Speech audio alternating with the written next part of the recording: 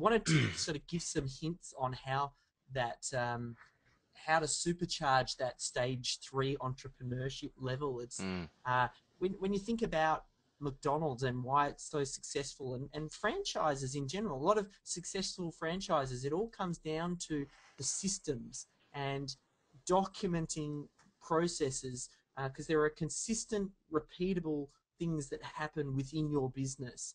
And if you can document those and create checklists and a process that team members can follow, it basically ensures that that particular task can get done to the correct standard. So this is really when you sort of start to build a business that can work without you. When you document what those processes look like and what those processes are, and then you get team members to create those systems, and you can help tweak them and refine them. This really is the secret sauce when it comes to building a business that works without you. I think that systems mindset is, I like to think of it that a business is just a whole lot of little systems all interconnected together. So there's one big business system which kind of contains everything, but underneath that there are all of these little sub processes and tasks that happen. You know, whether it's invoicing a client, whether it's when a new client signs up, you know, you send them this welcome email and send them this audio, or maybe once you've done your first design of a WordPress, you email it off to the client and you've got a particular template email that you give them. Or maybe it's once the client finishes, what's the process for you asking for a referral?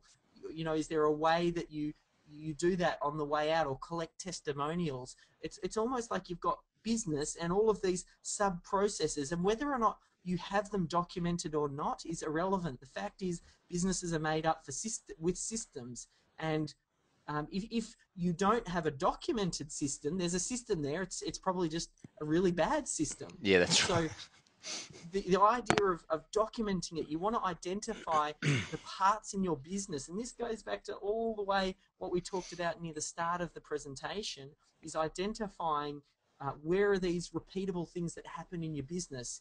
You know, I tried to break it into some categories for you there. You've got, you know, things related to marketing, things related to the fulfillment, the actual delivering of the product or the service, and then there's the operations, which are typically the processes that keep your business working. They're a bit more like internal processes. And if you try and start to think of your business in these sorts of or this frame of mind, when you do hire an assistant and you teach them the idea of systems and giving them the system mindset, if you can get them to document their processes, it just means later on when you hire new team members, very easily they can jump in. And it also means that you get consistent, repeatable results. And that's really what we're all looking for. I mean, the way that I document these is, I mean, this is just a screenshot inside my Dropbox here, and we share it amongst the different team members. But you can see on the far left there, head office, internal processes, marketing, sales and orders. So I've just drilled down into the accounts and invoicing. So underneath those subdirectories, there is a Word doc for each of those different tasks. You know, in eWay, how to invoice in eWay, or how to arrange refunds. And there's just a Word doc with step-by-step, here's what needs to be done. And that's an example of a system. I call this one my system for systems. This is the actual system that we use for creating systems. I know that sounds a bit funny, but I've got a process for creating systems.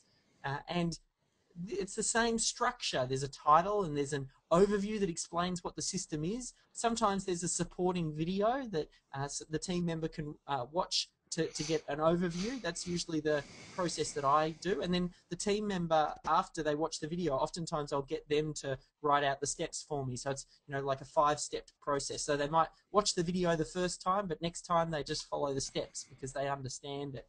And that systems mindset is, again, I've just talked about a golden nugget and dropping it in your lap. That right there will move you through level 3 and just completely change the way that you look at business and enable you to start very much to work on the business rather than in the business, because it gives you that confidence to know that jobs are getting done to the right standard. As Troy was saying, a lot of people have trouble letting go, and part of the reason is because you don't have the confidence to think that the task will be done correctly.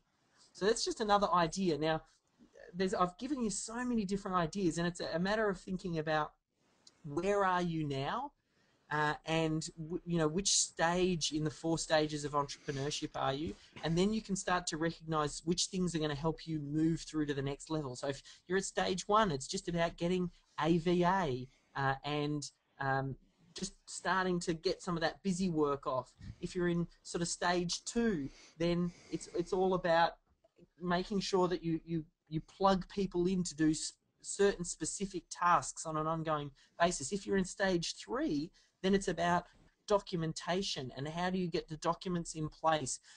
Don't necessarily, though, if you're in stage 1, try and create all of these systems that I'm talking about, because you'll just get frustrated because you're spending all your time creating systems. So it's a matter of recognizing where you are and then doing what it is that you need to move through to that next stage.